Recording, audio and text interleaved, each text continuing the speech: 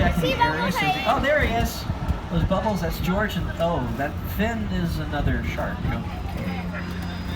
Circling right towards George. 1 second, please. Marlon, you ready to have experience? Oh no, George, get out of the water. Get out of the water! George! No! We never knew you, but we miss you anyway. You had a lot of guts to be out there, ladies and gentlemen, and there they are. That's safer. You should be fine as long as you stay out of the water. You know, people go on the tram goes in the water, sharks in the water, so yeah, much safer right here behind these barrels of flammable gasoline. Much safer right here. I do have a theory that maybe we can test. Yeah, okay. He's got the shark. The shark's got the baits. He's pulled the gear along with him. I can see the chain reaction start to form. There we go. That's what I was hoping for. Fire. Fire doesn't mix well with water. Sharks live in water. Kind of makes sense in a weird sort of way.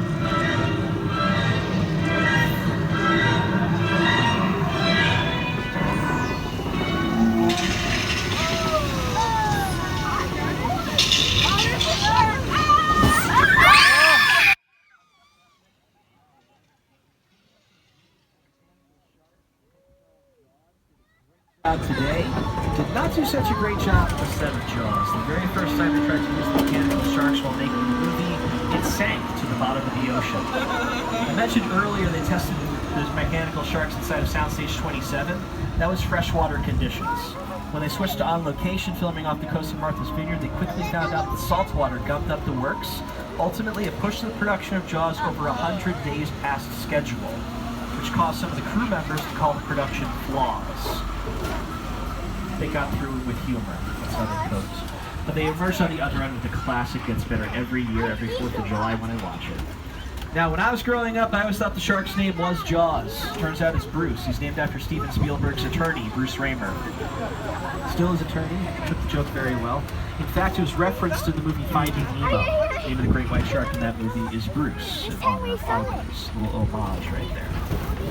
But as we continue onward and upward, we're going to pass by some nice suburban neighborhoods, starting off with Elm Street coming up here on the left. The little slice of Elm Street was used in To Kill a Mockingbird with Gregory Peck and Robert Duvall.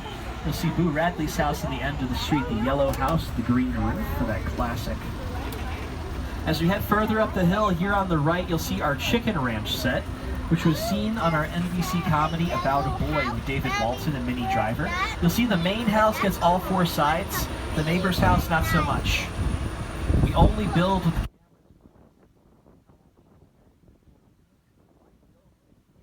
camera at it. Turn on to one of Hollywood's most desirable addresses, Colonial Street, or as you might better recognize it, Wisteria Lane from ABC's Desperate Housewives.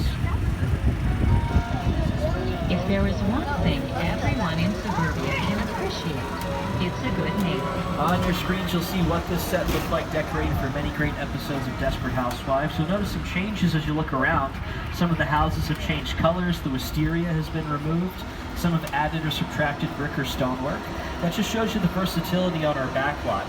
By changing small little details around, you can create an entirely new space to tell a brand new story. And I see this set often on television in new commercials, whether it's for Toyota, Mercedes-Benz, Taco Bell, State Farm, Farmers Insurance.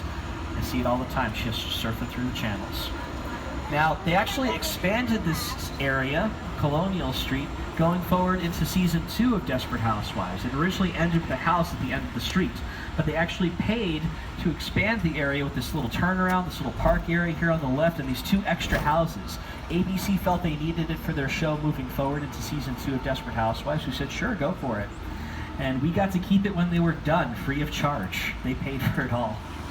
Worked out beautifully for us. And back when this really was just Colonial Street, seeing some great residents live here, like Tom Hanks and Carrie Fisher for our great Universal comedy, The Burbs. This is the street with the birds, where a lot of the action takes place. You can also see this gray house here on the right side now. That was home to a former president, Ronald Reagan, for his movie Bedtime for Bonzo. You can also look out for this street in theaters in the movie Why Him with Bryan Cranston and James Franco. There's a lot of snow covering the street for those scenes. But my favorite house on this whole block, folks, is coming up here on the right. Lavender colored corner. That was once home to the Munsters. That was once 1313 Mockingbird Lane right there. Now you know what it looks like, all cleaned up, all feng shuied right there. Just get a decorator, fresh coat of paint, dust from the cobwebs, you know. But so far I've shown you a lot of sets that we can use and reuse over and over and over again. But we want to head further up the hill now and show you some sets that are kind of difficult to reuse. They're so particular, very specific to the productions they were originally created for.